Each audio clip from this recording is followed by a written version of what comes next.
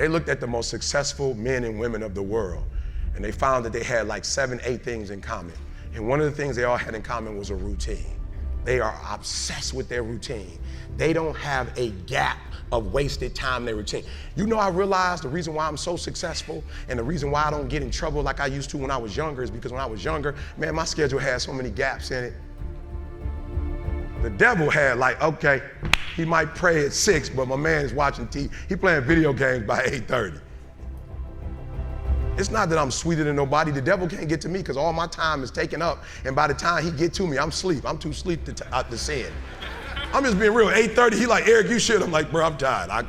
Come back to me tomorrow. You know what I'm saying? Like, tip me tomorrow, bro. I'm about to go to sleep. I'm good. My body said, all you gotta do is put your shoes on. That's the hardest thing you gotta do. Just put your shoes on and I'll do the rest.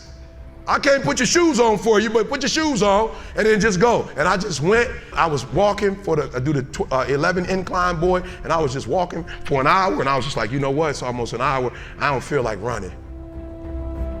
My body was like, don't even worry about it. We'll get to that when we get to it. I did my hour, was about to get off. My body was like, you know we run now. I said, what? We run now. Let's go. You ain't tired? I said, I am tired. No, you're not. You just walked for an hour. You're not tired, Eric. Your brain is telling you some dumb stuff. If you were tired, you wouldn't have been able to walk for an hour. Okay, so let's do this. Just run for 2 minutes. I'm trying to help somebody right now go to a whole nother level. The reason why you go back to sleep is because you've always gone back to sleep. It's like a default. You go back to sleep because all you gotta do is stop going to sleep, and then you're gonna stop going to sleep. All you gotta do is stop fussing and cussing, and you're gonna stop fussing and cussing. All you gotta do is stop spending all the money you got and start saving it. Listen to me, I became #1 in the world. I became a millionaire not because I made more money. I became a millionaire because they told me millionaires only live off of 30% of their income. I want to make it plain for you. I became a millionaire because I did what millionaires did. I stopped living off 100%. I paid my tithe, and then I was like, all right, E, you only got 20% left. Put the rest up. So the first thing I did, listen to me, the very first thing I did to become rich, somebody said, E, to be rich, put 6 months of your earning to the side. So I was like, all right, bet. That's what the rich told me to do. So I put 6 months to the side. How long did it take? I don't remember, but I put it to the side. Then somebody was like, yo, E, you need to put 100,000 to the side. I was like, all right, you're gonna put 100,000 to the side. Then somebody was like, yo, you need to get your credit score up to 800. I was like, all right, then get my credit score up to 800. Then somebody said, E.T., if you want to be Tony Robbins, there's no way you'll be able to be like those dudes when you don't have the language they have. You need to go get your master's and a PhD from a white institution. I said, what? I went to Oakwood. I went to HBCU. He was like, yeah, but you didn't learn the language of Zig Ziglar at Oakwood. So Oakwood is a phenomenal place. Oh, y'all not hearing what I'm saying. I just said something, you missed it. Now you need to go to Michigan State University. CJ, you see my master's degree anywhere? What about my PhD? Not in the office, not at church. You ain't seen it in my house? I didn't go to Michigan State to get a PhD. I went to Michigan State to learn the majority language. Listen to me very closely. When you graduate and you get a job, if you want to get paid, you never say no. You never say it can't get done. Don't you ever say out your mouth it can't get done. Even if you feel in your heart it can't get done, you don't say it out loud. You let the broke folks say that. You let the folks they firing first say that. You always say it can get done. Even if you don't think it can get done, just say it and try to make up something.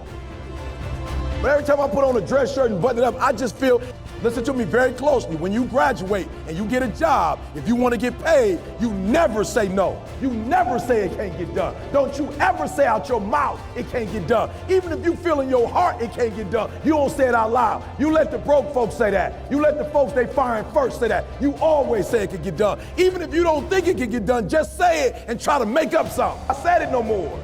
It feels good being me. Because guess what? I can never be sweet being you. The majority of you are poor because you read poor stuff.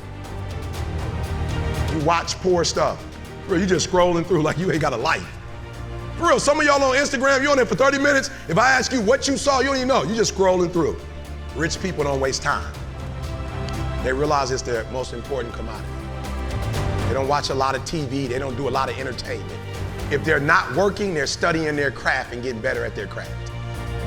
So I need you to stop having the poverty mindset. So when I quit my job to be an entrepreneur, my mom was like, whoa, what are you doing? I was like, I'm quitting. My mom was like, don't you dare quit. You're gonna embarrass me. You got a wife and kids. Does YouTube have insurance? Does YouTube have a 401k? And I was like, yo, Ma, I ain't trying to be funny and I ain't trying to be disrespectful. I love you, but you can't teach me how to be a millionaire because you're not one. You come from the working class, and I'm not mad at you, Ma. We wouldn't be where we are without you, but you told me that every generation is supposed to get better.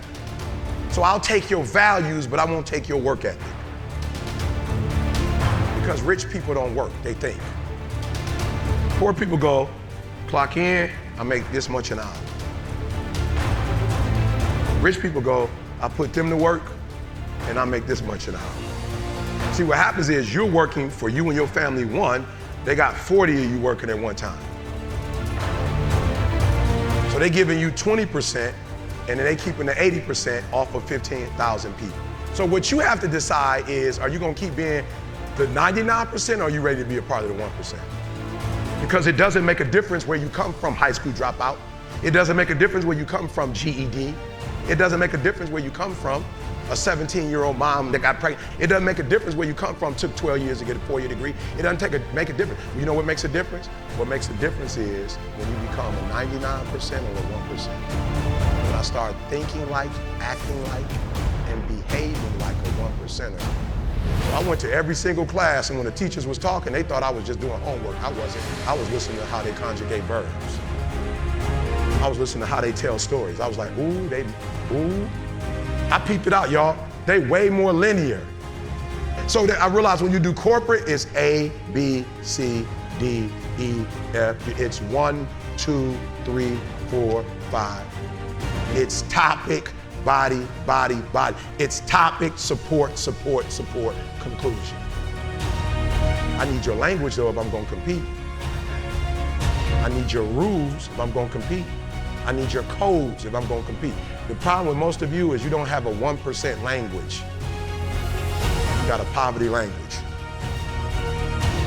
There was a language that I needed to learn. Does it mean I need to abandon the language that I learned? Absolutely not. Listen to me very closely. The problem I have with most kids, if I tell you what it takes, most of you will die of exhaustion. You'd pass out before you reach 10,000 hours. You just pass out. You don't got the heart for it. You don't have the stamina for it. You couldn't take what it really takes. Just for those of you who don't know, when they came from Africa and were enslaved, they didn't move them to San Diego. I just want to give you some perspective.